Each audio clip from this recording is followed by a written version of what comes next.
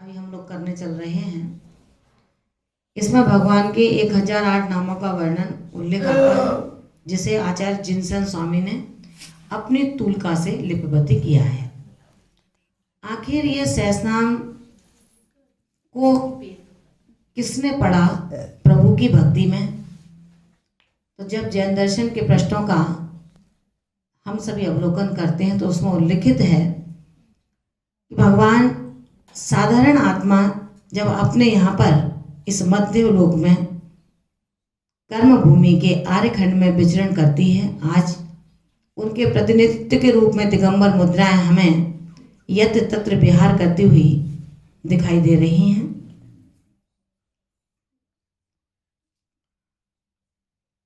उन्हीं आत्माओं में जब कसायों की मंदता और श्रद्धान की परिपूर्णता हो जाती है तो वही आत्माएं केवल ज्ञान की अवस्था को प्राप्त होकर अरहंत दशा को प्राप्त होती हैं।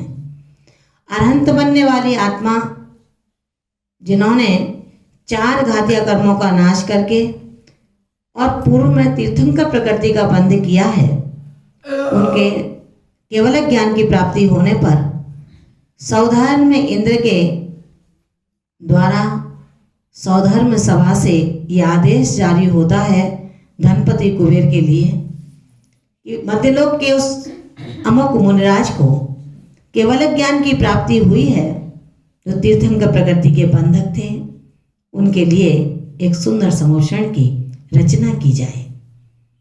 आपको ध्यान होना चाहिए कि देव में हर प्रतिकृति को वर्षों नहीं लगते, महीने नहीं गुजरते, अन्मेष मात्र में, अन्मेष का तात्पर्य पलक झपकना, यह अन्मेष कहलाता है। एक अन्मेष मात्र में उस सुंदर समोषण की रचना धनपति कुबेर के द्वारा कर दी जाती है, जिसमें 12 सभाओं के साथ साथ तीर्थंकर प्रभु उस समोषण के अष्टम वसुधा पर विराजमान होते हैं। सौधर्म सभा से सौधर्मेंद्र जब अपने देव परकर के साथ झूमता इटलाता हुआ उस अरहंत अवस्था के प्रथम दर्शन हेतु गमन करता है। समोषण में प्रविष्ट होने के बाद अष्टम वसुधा में जैसे ही प्रवेश किया, अप्रतिम अवर्णीय सौंदर्य का अवलोकन करके अहो धन्य हो जाता है, कृतकृत हो जाता है।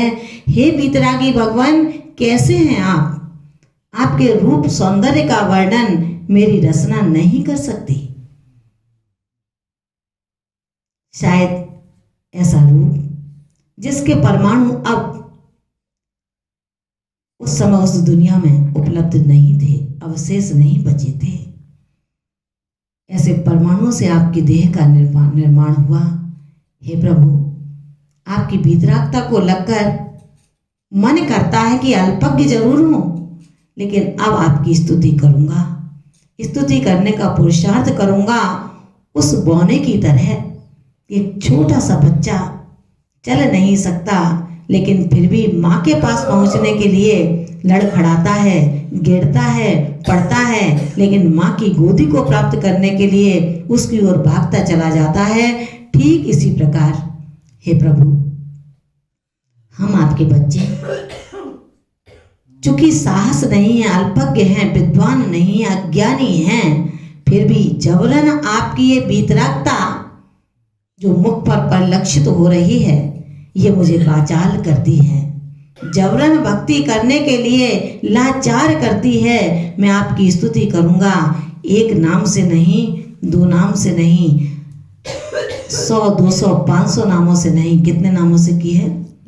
1008 नामों से भक्ति करने के बाद, स्तुति करने के बाद भी वो अपने हार को स्वीकार कर लेता है। आपके गुणों का कोई पार नहीं है, आपके सौंदर्य का कोई वर्णन नहीं है, आपके सौंदर्य की किसी से उपमा नहीं दी जा सकती। आप तो प्रभु उपमातीत हैं। ऐसी स्तुति जब बृहस्पति करके करते हार जाता है तो महान भावों हम और आप कैसे भक्ति करेंगे। केवल भक्ति का एक यहाँ पर हमने प्रयास किया है, उद्यम मात्र किया है। हे प्रभु, हमको पता है हम समग्र भक्ति में समर्थ नहीं हैं, लेकिन फिर भी आज उद्यमशील हैं, प्रयत्नशील हैं, कल समग्रता को भी प्राप्त हो। केवल यही भावना है। इन सहस्त्रनाम पाठों का जो उच्चारण जब हम करेंगे, इन उच्चारण मात्र से आपका मन नहीं लग रहा हो, केवल उच्चारण करेंगे, फिर भी आपके कर्मों की निर्जरा होगी। जो उच्चारण नहीं करेंगे, मात्र श्रवण करेंगे, उनकी भी कर्मों की निर्जरा होगी। और जो मात्र ना उच्चारण करेंगे, ना श्रवण करेंगे, जहाँ ये आराधना चल रही हो वहाँ आकर के सिर्फ बैठेंगे, उनकी भी कर्मों की निर्जरा होगी।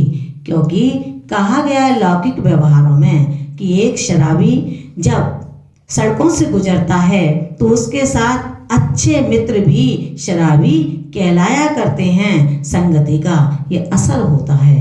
हम जब इस पर्यावरण में बैठेंगे, चाहे निद्रा आ रही हो, चाहे उबासी आ रही हो, चाहे प्रमाद आ रहा हो, चाहे घर का वैभव याद आ रहा हो, चाहे अपना मित्र याद आ रहा हो, चाहे भूख लग रही हो, लेकिन फिर भी आपके कर्मों की निर्जरा होगी। लेकिन जो विनयवान होते हैं, श्रद्धावान होते हैं, पुरुषार्थ के धनी होते हैं, अपने पौरुषत्व पर विश्वास करते हैं, वो केवल बैठते नहीं हैं, वो श्रवण भी करते हैं और उसका वाचन भी करते हैं। जैसा कि अभी यहाँ पर करना है, जब हम एक एक अध्याय को पूरा करके पूज्य माता जी के द्वारा उनके 100 नामों के मंत्रों का उच्चारण होगा। उन 100 नाम के मंत्रों का प्रत्येक नाम पर एक एक आराधक परिवार, एक एक व्यक्ति उसमें एक एक लवंग को अपने अग्निकुंड में डालेंगे और स्वाहा का उच्चारण बोलेंगे। स्वाहा के उच्चारण से क्या होता है, जैसे वृक्ष पर बैठे हुए नाना पक्षी एक कंकड़ को मारने मात्र से उड़ जाते हैं, उसी तरह हम स्वाहा रूपी कंकड़ जब इस भक्ति में मारेंगे, डालेंगे, तो हमारे कर्म रूपी पक्षी अपने आप उड़ करके हमसे दूर हो जाएंगे। बस अपने को करना क्या है, अपने पीछे जो अनादि संतति से कर्म परंपरा चलती आ रही है उसका ही तो निरसन करना है, उसको ही तो दूर करना है। लेकिन करना ऐसे है उस रेहट की तरह नहीं, जो एक डिब्बा खाली हुआ और दूसरा भर गया। जानते हो ना, रेहट चलती है ना कि एक डिब्बा खाली किया, दूसरा भर गया, दूसरा खाली किया, तीसरा भर गया। एक कर्म की निर्जरा यहाँ की, बाहर जाके एक बीड़ी पी ली, बाहर जाके तंबाकू खा लिया, गुटखा खा लिया, तो बराबर बैलेंस हो जाता है। इसलिए करना क्या है कि हमें अपने शुद्ध परिणामों के माध्यम से इस आराधना में सहयोगी बनना है। इस आराधना में अपने आराधक बन करके हमें भी प्रभु का पुजारी बनना है। कुछ खाते पीते तो नहीं यहाँ पर बैठने वाले महिलाएं, कोई बीड़ी सिगरेट पीती हो, गुटखा तंबाकू खाती हो, ठीक है ना। अशोक भैया कुछ खाते पीते हो क्या? मुंह नहीं लग रहा आपका, मुझे जरा दिखाओ दांत कैसे हैं। ये भैया ये बात